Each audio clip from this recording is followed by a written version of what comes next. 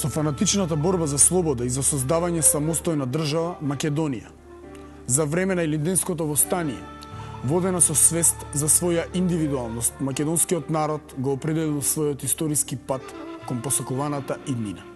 Да се сврсти во редот на европските државотворни народи. Војничкиот пораз бил доживеан како загубена битка, но борбата за слобода продолжила под раководство на револуционерната организација. Во Македонија останале да го предводат својот народ истакнатите водачи Дамјан Груев, Ѓорче Петров, Пере Тошев, како и војводите Ѓорѓи Сугарев, Христо Узунов, Лазар Поптрајков, Петар Ацев и други. Македонската револуционерна организација се соочи со силно непријателство на соседните балкански држави Грција, Бугарија и Србија и со непризнавањето од европските големи сили кои, водени од своите интереси на Балканот, биле против државна самостојност на Македонија. За да спречат востанието да предизвика регионална војна со замешување на соседните на Македонија балкански држави, тие договориле колективна интервенција за присилување на владата на османлиската држава да прифати спроведување реформи. Реформите, предвидени во програмата од Мирцштег, биле наменети не за разрешување на македонското прашање, туку за осовременување на османлискиот државен и безбедносен апарат за одржување на власта, редот и мирот во бунтовната провинција. Ако ги гледаме резултатите од она што го направи Македонската револуционерна организација во текот на Илинденското востание, можеме слободно да кажеме дека таа не беше задоволна од постигнатото. Зошто? Едноставно затоа што незината цел беше политичка автономија во рамките на Османлиската империја. Факт е дека организацијата, односно востанието, беше сурово задушено. Организацијата претрпе сериозна морална и материјална криза.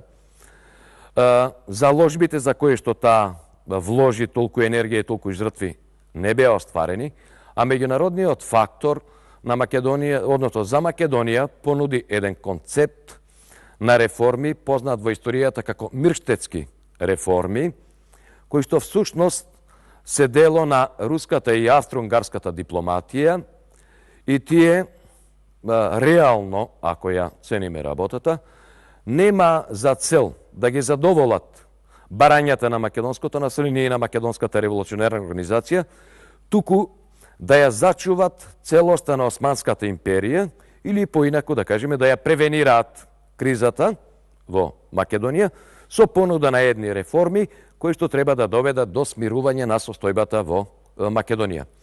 Се разбира, иако тие реформи не беа доволни, тие представуваат и своевиден капитал извојуван од револуционерната организација. Од едноставна причина што со востанието Македонската револуционерна организација се појавила и поставила како политички фактор, самостоен политички фактор внатре од Македонија, која што ги испровоцирала овие реформи. Што значи, тие го наметнаа македонското прашање за прв пат пред меѓународната дипломатија како одделно политичко прашање на Балканот. Мора да кажеме, кога го велиме ова, мораме да кажеме дека дотогаш европската дипломатија не се занимавала сериозно никогаш со македонското прашање. Значи, тоа е прв пат таа посериозно да се зафати со оваа прашање, иако нели исходот не е поволен според барањата на организацијата и се разбира според потребите на населението. Востаничкото раководство објавило дека мерките предвидени во Мирцштекската програма за реформи во Македонија на императорите на Русија и на Австро-Унгарија од 3 октомври, усвоени и од останатите европски големи сили, биле ништожни во споредба со целта на востанието и како такви неприфатливи. Затоа не му останувало друго освен да ја продолжи оружената борба за слобода.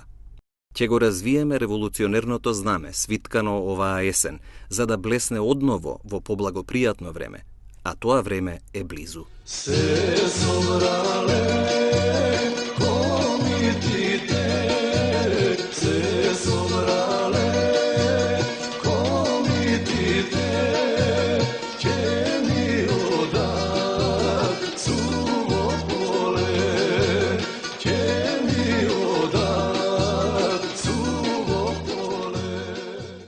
Владата на Османлиската држава, за да избегне мешање на европските големи сили во внатрешните работи, посредно му предложила на задграничното представништво да ги представи условите под кои било можно да се осигури мирот и редот во Македонија. Добила категоричен одговор дека тоа можело да се постигне единствено со полна политичка автономија на Македонија.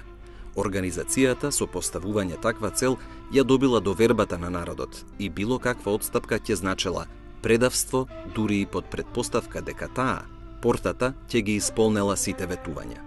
Османлиската влада, стравувајќи дека автономијата ќе представува само етапа кон самостојна држава, се определила не само да ги прифати и без тоа ограничените реформи на големите сили, туку и да преговара и да им прави отстапки на балканските држави, заинтересирани колку и самата таа за разбивање и уништување на македонската револуционерна организација и за спречување на создавањето на македонска држава. За прашањето на реформите во Македонија водела разговори со бугарската влада, представувана од незиниот дипломат Григор Начович, познат туркофил. По тој повод, задграничниот представник на организацијата во Софија, Христо Татарчев, изјавил дека на преговорите на бугарскиот дипломат внатрешната организација не им придавала важност. Доколку и се однесувале за Македонија, би биле без значење. За Македонија можеле да преговараат само нејзини легитимни представници. Европските големи сили со наложените реформи во Македонија имале за цел да го маргинализираат влијанието на македонското востание, да ја обезбедат власта на Османлиската држава за да се одржува статус кво на Балканот, се додека тоа било нивен интерес. Интересот на Грција, Бугарија и на Србија го задоволиле со фактичкото непризнавање на македонската револуционерна организација како политички репрезент на востанатиот народ и со исклучување на можноста за организирање на Македонија како автономна провинција, главното барање на македонското востаничко раководство. И не само тоа, со нивната програма била задржана административно-територијалната поделеност на Македонија на вилаети и нејзиното деноминирање, именувана со Трите вилаети. Со програмата предвиделе групирање на македонското христијанско население според османлискиот милет систем, односно според црковната припадност. Со примената на значењето на етничката припадност, грк милет, булгар милет и срб милет, им признале легалност на нивните пропаганди, деноминацијата на македонскиот народ, негово делење на грци, бугари и срби. Со тоа, Грција, Бугарија и Србија биле упатени да договараат делба на Македонија. Македонската револуционерна организација се нашла под ударите не само на безбедносните сили на Османлиската држава, туку и на соседните балкански држави, за нејзино разбивање и елиминирање како фактор. За постигнување на таа цел, владите на Грција, Бугарија и на Србија го засилиле дејствувањето. Прво, за продлабочување на внатрешните поделби во организацијата, за инфилтрирање на своји агенти, придобивање раководни личности и востанички војводи со пари за создавање во Македонија нивни организации раководени од комитети и одбори. Второ, интензивирање на легалната црковна и просветна пропаганда за придобивање приврзаници. И трето, содејство на владите на Османлиската држава за откривање и ликвидирање на раководители и војводи за разбивање на организацијата. Црно му било пишано на Александре Турунче, 16 годишен војвода на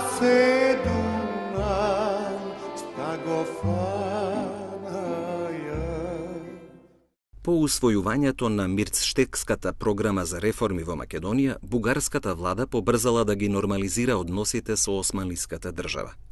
Дипломатот Григор Начович, докажан туркофил, отпатувал во Цариград и на 17 ноември 1903 и предал на тамошната влада проект на спогодба. Во почетокот на април 1904 година бил постигнат договор подпишан на 8 април 26 март по стариот календар 1904 година, со кој бугарската влада се обврзала на својата територија да спречува постоење на револуционерни комитети, да ги спречува субверзивните активности против империјата, да ја обезбедува границата, да спречува преминување на вооружени чети и внесување на експлозив и слично. Владата на Османлиската држава се обврзала да даде делумна амнестија за учесниците во немирите. Во завршна фаза биле и бугарско-српските преговори за Македонија, откако била прифатена позицијата на српската страна, дека во никој случај не можело да се допушти со реформската акција на силите да се создава автономна Македонија, а реформите да бидат сообразени со нивните легитимни интереси. Српскиот министер за надворешни работи Никола Пашиć ставил на знаење дека Србија не признавала постоење на трета словенска нација освен Срби и бугари и дека решително се спротивставувала да се создава од македонските словени четврта словенска државичка. Со посредување на руската дипломатија, Бугарија прифатила во српската интересна зона да се вклучи северниот дел на Македонија под името Стара Србија. На 12 април 30 март по стариот календар, Бугарија и Србија потпишале јавен договор за пријателство и таен договор за сојуз за Македонија. Во договорот предвиделе за нерешените спорни прашања за кои не ќе можеле да се договорат, дефинитивно решение да донесел рускиот цар. Јако официјално објавија дека ја поддржуваат реформите и подобрувањето под наводници на состојбата во Македонија, тие презедува организирани акции за жестоко пропагандно дејствување во Македонија, политичко, на црковен план, политички и дури воено со вооружени чети. И тоа беше во вистинска смисла после Илинденското восстание започна една необјавена агресија врз Македонија со вооружени сили, така да рече, вооружени чети, затоа што за тие сили стоја официјалните власти на соседните балкански држави, на Србија, Бугарија и на Грција. По постигнатиот договор започнале оружена агресија со префрлување на свој вооружени пропагандно-терористички чети за борба против четите на револуционерната организација и со терор да го присилуваат македонското население да декларира бугарска, односно српска припадност, да подготват терен за идната поделба на Македонија.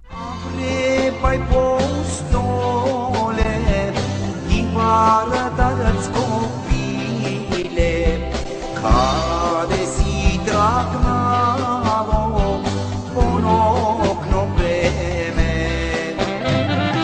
ponokno vreme, po mesečina, napad mi te čeka, a vreba i postole, napad mi te čeka.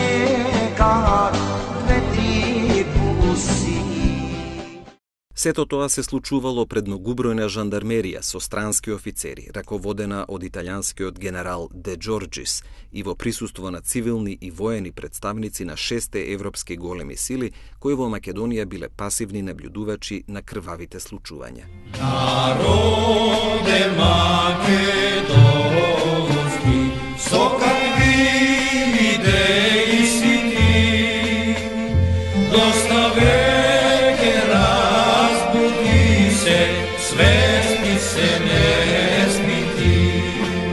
Вооружените чети од Грција, Бугарија и од Србија жестоко го тероризирале мирното македонско селско население за да воспостават контрола, а грчките вооружени чети, андартите, применувале и масовни колежи во село Зеленич, Леринско во 1904 и во Загоричане, Костурско во 1905 година. Исклаја жени деца во село Загоричани, а вреда скело турски, фарлајте оружјето, а вреда скело турски, фарлајте оружјето.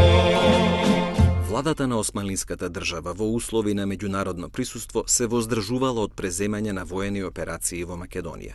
Допуштала дејствување на пропагандите на балканските држави и нивните вооружени чети за да го разбиваат единството на народот, да и нанесуваат удари на револуционерната организација за спречување на македонската ослободителна борба. Османлиската влада сметала оти со нивно спротивставување, сите тие своите сили ќе ги исцрпуваат во меѓусебни вооружени борби. Македонската револуционерна организација била во криза по претрпените големи загуби. Партикуларизмот на окрузите бил силно изразен, организационата мрежа раскината, повеќе реони во окружните организации биле без раководства. Наоружената агресија на странските формации се спротивставиле реонските и местните вооружени чети во револуционерните окрузи во реоните на нивното дејствување. Состојбата се влошила кога пропагандите успеале да придобијат приврзеници, отпадници, некои од нив и учесниците во Илинденското востание. Тоа им овозможило од 1904 до 1908 година да одржуваат свој вооружени чети во одделни реони. Грчката во приморскиот дел, во Костурско, Леринско, Кајларско, Драмско, бугарско-врховистичката во Пиринскиот дел и во Малешевско, српската во северниот дел, Кумановско, Велешко, Азот, Порече и Дримкол. За прогонување и уништување на четите на револуционерната организација, покрај редовните единици, османлиската држава од средината на 1904 ангажирала специјални сили од брзо подвижни батаљони, разместени во Солун, Битола и во Штип. Започнале жестоки борби.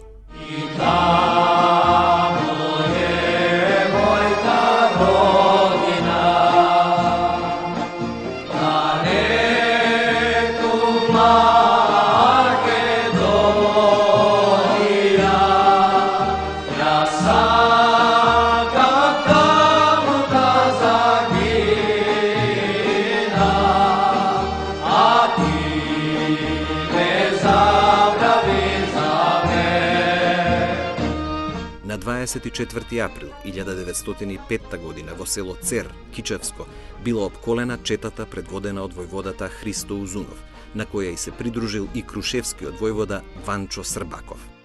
Во борбата загинале војводата Србаков со еден четник, а сите преостанети 11 комити со војводата Христо Узунов се само застрелале.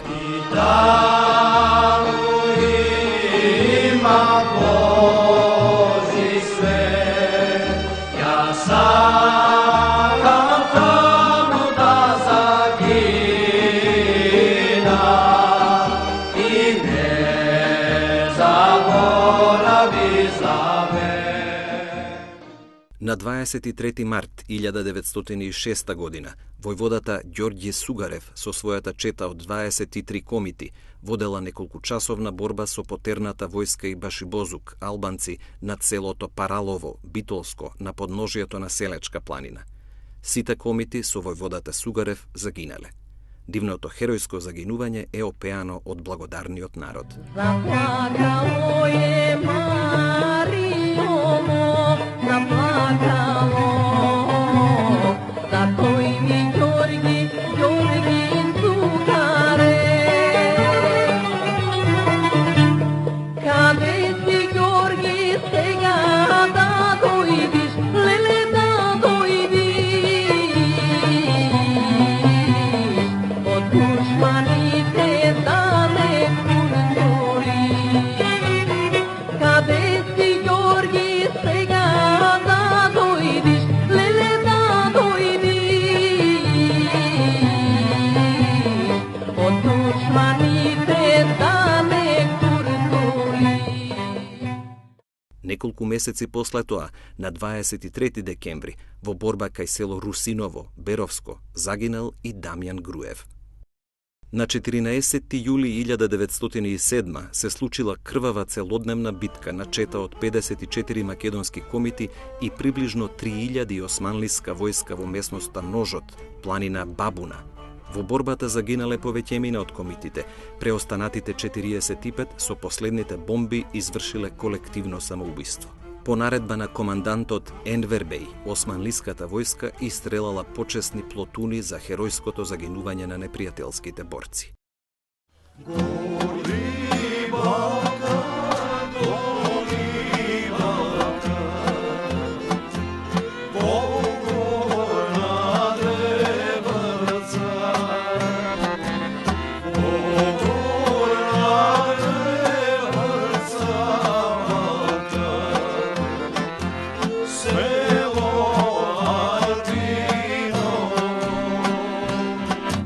народот пее за оној кој што му е близок, кој што го познава и кој што се јавил како заштитник негов од турската власт или кој го повикал на востание. Тоа било недоволно за одбрана на територијалниот интегритет на организационата територија.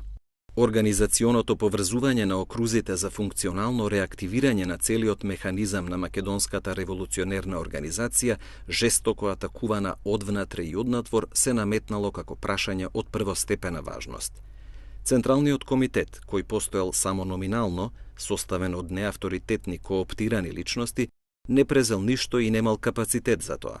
Состојбата била отежната со поделеноста во окружните раководства, по прашањето на идното внатрешно уредување на организацијата, раководењето и можното редефинирање на целите.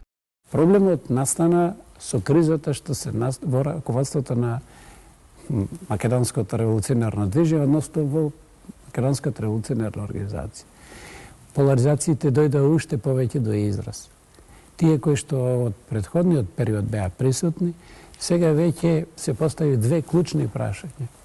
По однос на стратегијата на водењето на оружјаната ослободителна борба, односно борбата за создавање самостојна македонска држава.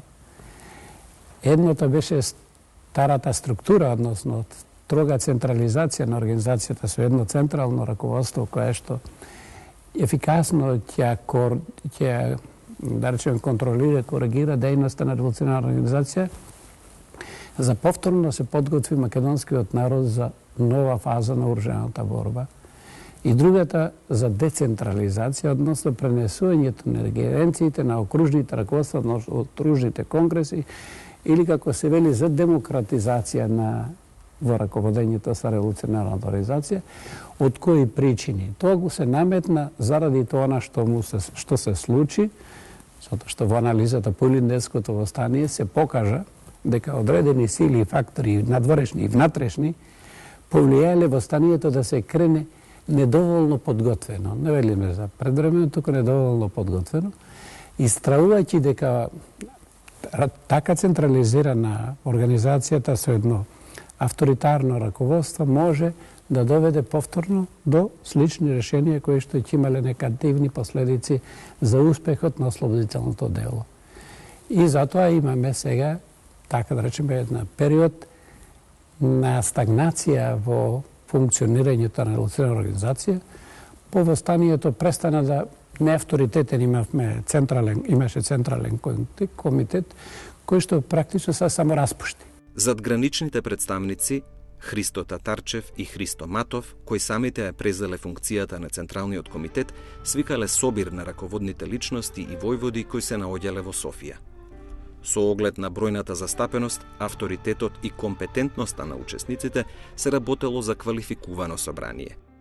На собранието одржано во јануари 1904 година учествувале покрај двајцата задгранични представници и Борис Сарафов, Јане Сандански, Никола Карев, Димитар Стефанов, Георги Попхристов, Христо Чернопеев, Димо Хаджидимов, Никола Русински, Пандо Кљашев, Димитар Мирасчиев, Васил Чакаларов, Славојко Арсов, Аргир Манасиев, Никола Пушкарев, Добри Даскалов, Сава Михајлов, Мише Развигоров, Смиле Војданов и Славчо Ковачев.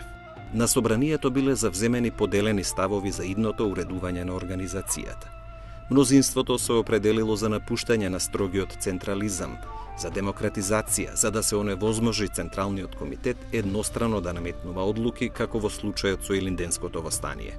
Собранието избрало привремено тело, комисија во состав Димитар Стефанов, Георги Попхристов, Димитар Мирасчиев и Стефан Петров да раководи со организацијата до одржувањето на општ конгрес, вклучувајќи и да ја контролира работата на задграничното представништво. Собранието усвоило и програма во која што била нагласена целта на действувањето на организацијата – Автономна Македонија. Бил усвоен и посебен акт, директива, која што била дистрибуирана за според неа да се раководат реонските раководители и војводите. По завршувањето на собранието, поголемиот дел учесници, раководители и војводи се вратиле во Македонија. Во април, преостанатиот состав на Централниот комитет се само распуштил и се прогласил за окружен комитет на Солунскиот револуционерен округ. Со тоа, организацијата и формално останала без централно раководно тело. Прашањето за уредувањето и раководењето во организацијата било главно прашање на окружните конгреси на организацијата. Прв свој конгрес одржал Битолскиот револуционерен округ. Конгресот бил одржан во втората половина на мај во Прилепско со учество на 13 раководители и војводи. Учествувале Дамјан Груев, Ѓорче Петров, Пере Тошев, Георги Попхристов, Петар Ацев, Христо Узунов, Ѓорѓе Сугарев, Никола Каранџулов, Ѓорѓи Пешков и Јордан Тренков. Мнозинството, предводено од Пере Тошев, се застапило за демократизација, изборност и одговорност на раководствата и секој припадник на организацијата. Дамјан Груев ја бранел предвостаничката строга централистичка поставеност и хиерархиска надреданост на органите и телата за ефикасно раководење и дејствување на целата организациона територија. На 24 јуни раководното тело на округот побарало од другите окружни раководства да заземат ставови за да се свика општ конгрес за донесување устав и правилник и воспоставување единство во дејствувањето. До одржувањето на општ конгрес да се формира привремено централно проверително биро од по еден делегат на секој округ. Такво тело не било формирано. Окружниот конгрес на Скопскиот револуционерен округ се одржал на почетокот на 1905 година на село Кнежево, Кратовско, со 12 учесници револуционери и војводи. Ефрем Чучков, Мише Развигоров, Александар Бујнов, Тодор Александров, Атанас Бабата, Петар Ангелов, Стојан Мишев, Константин Нунков, Стефан Димитров и други. Конгресот донел одлуки за еднострано спроведување без усогласување со другите окрузи, со што било најавено сепарирање на округот. Конгресот ја потврдил приврзаноста на принципот на самостојност, тоест независност на организацијата, за автономијата на Македонија, незиното остварување со самостојна револуционерна борба со своите организациони сили. Расправал и за горливите прашања, надворешните влијанија и односот спрема пропагандите.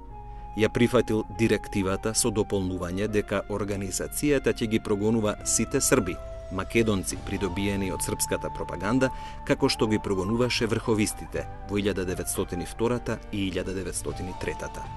Бугарската влада ја користела состојбата во организацијата за продлабочување на поделбите, за создавање внатрешни фракции и со акции на врховистичките чети да ја ликвидира организацијата. Вооружените чети на генерал Иван Цончев навлегувале во североисточниот дел на Македонија за преземање на организационата територија. Во пролетта 1905 година акциите ги пренеле во Серскиот револуционерен округ. Капетан Јордан Стојанов добил задача да го пронајде и да го убие Сандански, бранителот на самостојноста и независноста на организацијата.